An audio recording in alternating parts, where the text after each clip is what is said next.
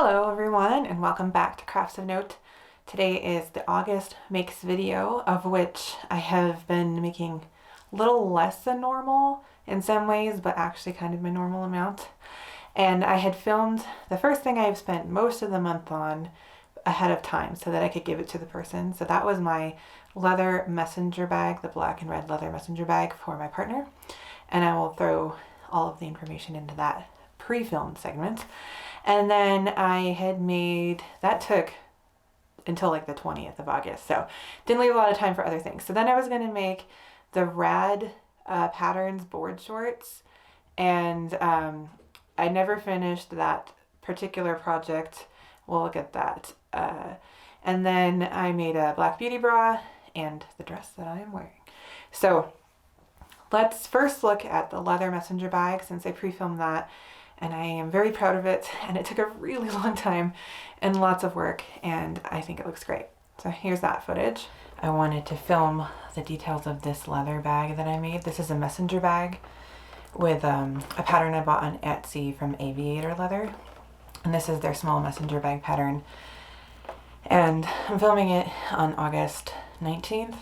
I started it around August 1st, and I have been working on it every single day since. I haven't made anything else. So hopefully by the time this video footage goes in, I'll have other things to go in the video. But for today, this is all I've done because it took forever, because everything in the whole bag is hand cut and hand stitched. And some of that becomes really time consuming, and some of it is very difficult. Like when you punch holes in the zipper tape, it was really hard to find the hole with the needle and stuff like that, but I'm really proud of how it came out.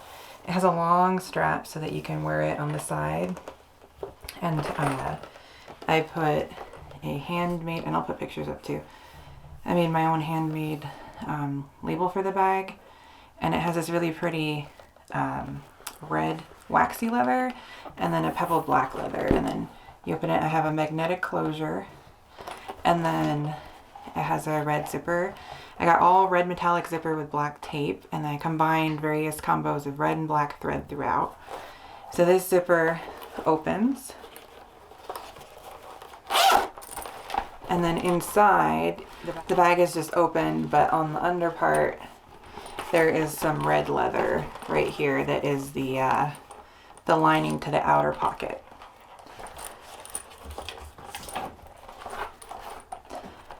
So then if you close the flap again, then you get the back where there is a zipper pocket that opens up to the red leather lining. And then all along the sides of the gusset, you've got the red stitching lines, and then the front, and then I chose to do black stitching right here to attach the flap. And then when you wear it, it goes over like this. And hopefully I'll get a headless picture of my partner wearing it. I'll make it so you can see. So he wanted this for his car so that he could put things in it that don't fit, because it's a red Miata and there's like no storage in the car. So different things to go in here. Basically his man purse. Looks like that. See there, red stitching for the strap. There's 3 different leathers involved in this one, and I'll put them in the comments. But overall, I'm really proud of this bag. It's definitely the most intricate leather working thing I've ever made. Very difficult in terms of time consumption, you know, days and days and days of working. But a lot of it is just repeating the same thing, like doing the hand stitching, the saddle stitching. But I think it looks really good. I think it looks very professional, in my opinion at least. And I hope he likes it. I'm very proud of it, and I love how it all matches. The next thing we're going to look at is the Rad Patterns board shorts. I had an absolutely miserable time with this pattern. This was from the thread crate in July from Men's, and I didn't even finish them. They still have threads hanging all over the place because it was a disaster for a whole host of reasons. One of the bigger things was that hemming the legs of the shorts taper a bit, but you know how in most patterns there's like a flare so that it will rolled hem properly without it being different sizes of circles trying to go together. Yeah, that pattern didn't have it, and I didn't realize it till I had already cut it. and started sewing. And so the hem is like super weird and wonky and not right because of that. Then the first parts of it were going together just fine. Then the waistband, they want you to put the elastic into the waistband and sew the waistband before you attach it. And that's kind of a real pain in the butt. And then my needles kept breaking and my machine was just not enjoying that. There's like these really horrible unstraight stitches there, trying to do it like they wanted. Also a nightmare, and it was hard to keep everything like evenly spaced. I would highly recommend, if you were to make this pattern, to attach the waistband and then put the elastic in so that it's evenly spaced, a lot easier. So then I do that, and then I put the waistband on, and it's too big. It's supposed to 1-to-1 when it's stretched match the fabric, and as you can see from like the gathers, the waistband was bigger, and I have no idea why, and it led to a huge overlap right in the front where I had to do it to get it to finish. And then I didn't do the drawstring or the pockets or anything, and my partner measures exactly at the size, and then he tried them on and they were like too big, they would fall off if he even tried to wear them. So basically they're going to the scrap garbage pile because they're unwearable, they look terrible, they were really hard to finish as is, and I think personally there were mistakes with the pattern, but they're fixable ones or things that I don't know what happened. Anyway, big fail, not usable. But I was hoping to make swim trunks because we're going to be going to California to see his mom this weekend. And I was like, oh, you can wear them in the pool. And that would be nice because we're not going to go anywhere because of COVID. So he's just going to wear the store-bought ones he has instead. So the next thing that I made is the dress that I am wearing. And I love it. This is the Cashmerette Turner dress. And I'll give you a better view of it. But I'll talk about it first. I made the Cashmerette with the smallest cap sleeves out of this double brush poly knit from Joanns. It's like watercolor blue dots, and the fit is great. If you haven't made a Cashmerette pattern, on their website there's a calculator. You can put your measurements in and it says you should make this waist, this hip, this thing, this adjustment, whatever you need, and if you follow that you'll get a pretty good fit, I think, on the first go. So I happen to make this Turner dress in a straight 18 because I think for me that works. Now I said to do a 1.5 inch small bust adjustment, but this pattern has negative ease, so I was gonna like experiment without doing it, and I think it's absolutely fine. It hugs right down the bust, and it's great. And I love how the V-neck works because this is a fully lined bodice where you have double pieces and you sew the V-neck that way, and I think it gives a really clean finish that looks really good with the negative ease. So let me back the camera up and I'll show you more detail. Okay, so here's the full dress, and so you can see that it has a little bit of ease in the bottom. So I measured larger than the 18 hip, but it kind of worked for me. Got a little tight here, but not like too tight, I think. And the same thing on the arms. They're on the little tight side, but I've also gained just a little bit of weight, so maybe that's why. But I love the fit of this dress. I think it looks great on, and the waist is perfect in the bodice and everything. And I've gotten lots of compliments on it. I wore it all day to teach music lessons today, and I think it's super comfortable and I enjoy wearing it, and I like how it looks with my hair. And I'll probably make lots of these over time and maybe just tweak the fit a little bit as I make it. And I think overall it's really good. It's an easy sew too. The skirt panel is just one panel and then one panel, and then the bodice is probably the most complicated part with the V.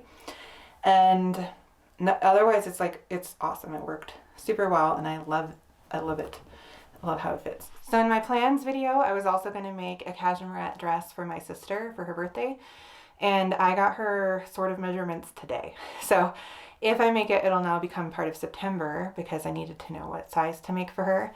And like I said, Cashmerette Patterns, the sizing is great. So it's nice that I can try to make something that will fit her reasonably well, even though my sister lives nowhere near me in any way, shape, or form. But yeah, I love this dress. And then this was like one of my favorite makes for myself this month. And then the last make was my Black Beauty bra. And This is a huge conglomeration of materials. I've got things from Sweet Cups that's no longer in business, that was in Utah here, and that's this fold over elastic in the teal. And I had been in love with that since I bought it and wanted to use it with something. And then the findings are from Bra Builders. And then the peacock colored bra tool is from Emerald Erin. And the copper stretch satin is from Beware. And then I used Gutermann Mara thread in 2 colors that weren't not a perfect match. And there's some pretty ugly stitching on here. And it's because my sewing machine decided to kind of have a little bit of a meltdown in the middle of this bra. So things that could go wrong went wrong. It was quite the frustrating sew, actually, because it wasn't really me. It's that my machine needs to go in for a tune-up. But they're over a month out, and I can't get in until October 11th unless I pay $50 for expedited service. But I had been daydreaming about this copper and teal color combination since I got materials. And I have enough materials to do some of these colors again in various ways, shapes, and form. I would really love to see a Boylston bra out of this copper stretch satin. And I have some more of the teal findings. And you can see like even the inside of the bra is teal. And I have some other things that I might pair that with as well. And so I'll give you a closer look at the bra. Okay, so here's a closer look at this Black Beauty bra. I was trying something out here, and by changing the angle of the attachment to the cradle for the back band, and I have a hard time with the fold over elastic on view A with the Black Beauty bra. I know this one is slightly more narrow than it should be, but I always have a problem with it not being supportive enough and getting kind of stretched out. I don't know if anybody else on the larger band size area or that has more back chub has this issue, but the fold over elastic doesn't do it for me. So I might stop making that type unless I really, really want the color, and kind of just using the Pico out elastic in the future. And then I haven't worn this one yet to see how this fits for me, this change in angle. I will report back, but I was comparing it to the Boylston bra, which the band fits really, really well on me. And the Black Beauty bra band tends to roll on me. So I wanted to see if I could try to get them to sort of match each other. So I will report back about that change. And then you can take a look at the bra tool. I'll put some pictures up in here too. I do love this color combination. I think it's great. And when I did try this on, it fit really well. I originally had the straps made out of the elastic. I didn't have any twill tape or any kind of stabilizer thin enough for this elastic. So actually I ended up cutting them off because they were not supportive enough. It made it look really weird. I got this huge gap here. And then I put the straps that came in my Bra Builders kit on instead. And like I said, this is really ugly here because my sewing machine had a meltdown. And it kind of kept having a meltdown. It kept getting bird nesting with a brand new needle, and it kept undoing the thread, like unthreading the needle and then like hooking around. So I think there's just a timing issue. It has been over a year since my machine has been in the shop, and I sew a lot. So I think that's really just what needs to happen. Again, up here, on any kind of bar tacking actually was just where things really went wrong, which is funny because my 3-step zigzag stitch on the bottom came out beautifully and I had no issues there. So it just depends. But here's a look at the back side. And this is just a standard regular nude power net for the back. But yeah, I think it's a really pretty bra. I like it. I might remake this color combo again in the future to make it cleaner because it bothers me that my sewing machine was acting up, but I really think it's pretty and unique. I don't think you'd find one like this in the store. So thanks for watching my mixed video for August. I hope that you enjoyed some of the things I made. I felt like it was a pretty unique month. Some pretty unique items made in the month, excluding the non-existent swimsuit. And I really love a lot of them. And even though it wasn't a huge mix month, I did sew a lot because the other thing that I end up making is I had my best month ever on Etsy with my music products. And so I was spending a lot of time actually making some of those things because I did sell better than any other month I've ever had. So I was busy with that. And then I kind of backed off because my sewing machine needs some work. But I really love everything I made. And if you haven't subscribed to my channel, please do. And I will see you next time. Thank you.